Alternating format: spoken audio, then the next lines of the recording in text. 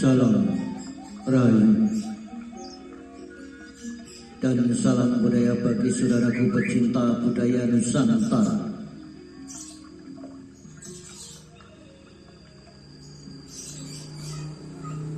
Kali ini kami akan mengangkat sebuah kisah karya Rosi Ibrahim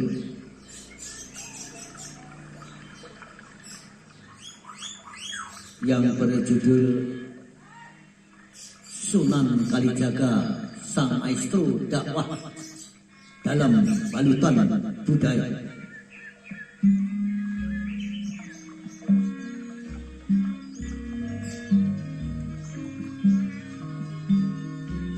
Di hamparan tanah Jawa yang penuh mitos, nuansa mistis, dan peradaban luhur, lahirlah seorang tokoh yang tidak hanya mengubah wajah keagamaan masyarakat, namun juga menjelma sebagai ikon akulturasi budaya dan spiritual Islam. Sunan Kalijaga ia bukan sekedar bagian dari waris Songo yang melegendaris, namun sosok paling revolusioner yang menjalin harmoni antara syariat dan budaya, langit dan bumi, roh dan raga.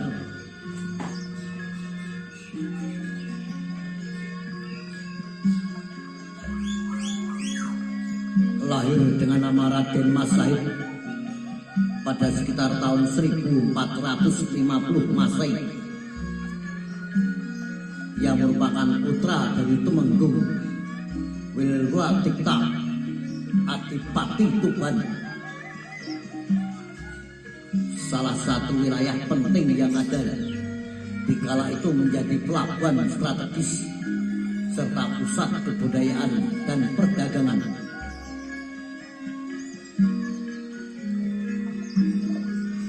Keluarga Kalijaga sendiri berasal dari kalangan bangsawan Majapahit yang tengah menyaksikan keruntuhan kerajaan Hindu-Buddha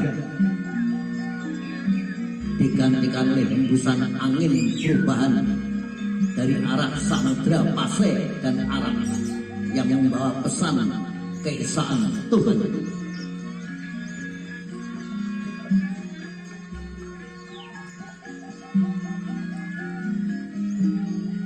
Namun seperti apa pahlawan dalam epos besar perjalanan hidup Raden Said bukanlah tanpa noda.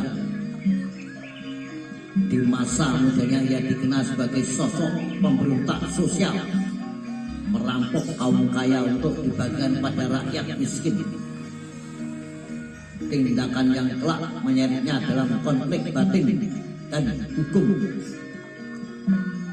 Namun sebagaimana malam berserah pada fajar, nasibnya berubah ketika ia bertemu Sunan Bonang, seorang wali sekaligus sufi besar yang mengajarkan hakikat hidup dan keagamaan.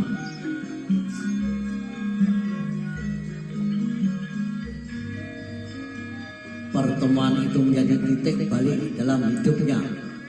Raden Said memilih jalur spiritual yang mendalam, menempuh laku tapa tirakat dan penempaan jiwa, sehingga lahirlah pribadi baru. Sunan Kalijaga, nama yang kelak harum sebagai juru bicara Tuhan lewat bahasa rakyat. Julukan Kalijaga sendiri berasal dari kisah kontemplatifnya menjaga sungai atau kali, simbol penjagaan terhadap aliran iman yang murni namun lentur.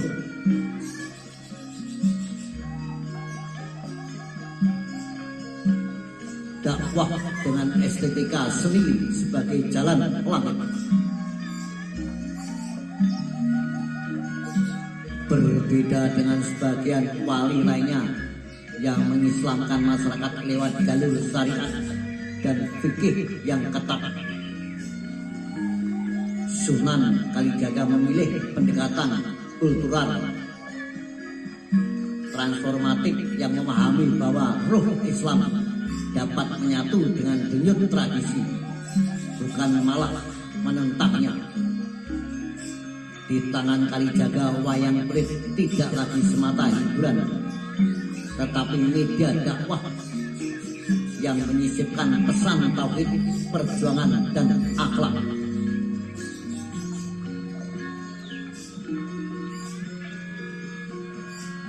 Melalui lakon-lakon Mahabharata dan Ramayana yang dimodifikasi menyampaikan nilai-nilai Islam kepada masyarakat yang kala itu masih terikat dengan narasi kejawen. Bahkan tokoh-tokoh seperti Semar dan Pandawa pun dipenuhi makna sufisik dalam tembang Macapat suluk-suluk Jawa dan irama gamelan. Kalijaga menyemai nilai-nilai tasawuf tentang kesabaran, ketawakalan, dan cinta ilahi.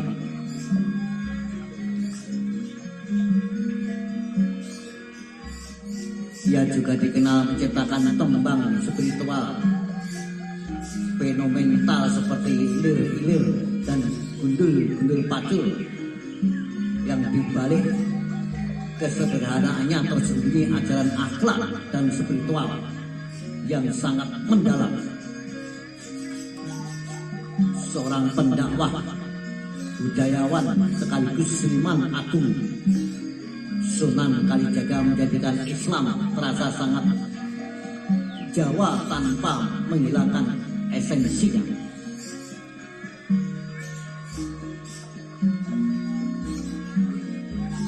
Penasihat kerajaan ulama dalam istana.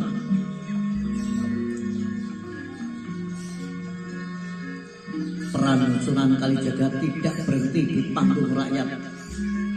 Ia juga menjadi sosok penting di balik layar politik Kesultanan Demak Bintur, kerajaan Islam pertama di tanah Jawa.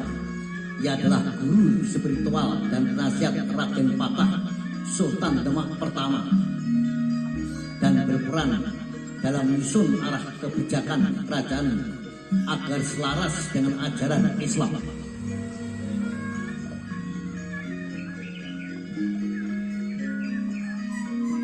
Ia turut memperakasai pembangunan Masjid Agung Demak, salah satu monumen Islam tertua di Jawa.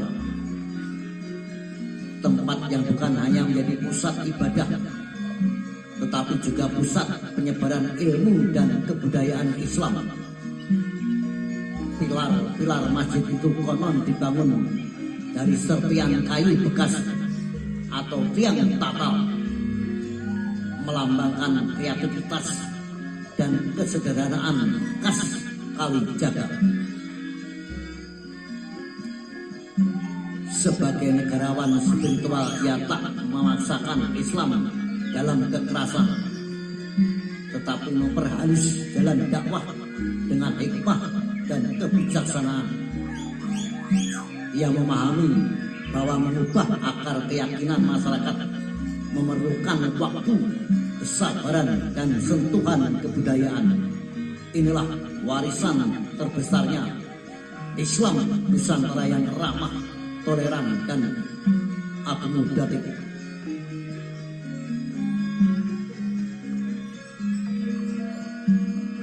Warisan abadi dan akhir hayat. Sunan Kalijaga wafat diperkirakan 12 Muharram 1513 Saka atau sekitar 17 Oktober 1592 Masehi, dan dimakamkan di Kadilangun Demak, di sebuah komplek yang kini menjadi situs ziarah spiritual ribuan umat dari seluruh penjuru negeri. Namun jasadnya yang terbaring tak pernah menandai akhir pengaruhnya. Acaranya masih hidup dalam ritual masyarakat, dalam karya seni, dalam nilai-nilai hidup orang Jawa hingga kini.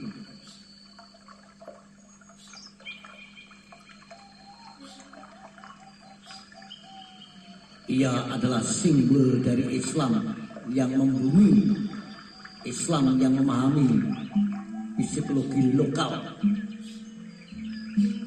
dan dakwah yang tidak menghakimi. Ia adalah jembatan antara dunia lama dan dunia baru, antara Hindu Jawa dan Islam, antara manusia dan Tuhan.